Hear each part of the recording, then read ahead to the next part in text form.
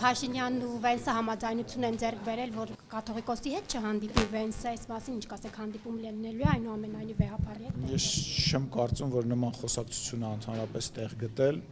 վստահ եմ, որ տենց խոսակցություն չի եղել եւ ես գիտեմ, որ մի քանի ժամից պետք է գնամ օդանավական, իրեն ճանապարհեմ։ Բայց Արարավակարգի մաս չէ վեհապարի հետ հանդիպել։ Նման չէ, ով է, ինչի մենք կրոնապետություն ենք։ Մի հատ անջատեք ձեր մեջ այդ կրոնապետություն գաղափարը։ Մենք կրոնապետություն։ Ուրեմն չի եղել նախկինում ազգային ժողովի նախագահ այսքան բան չէր,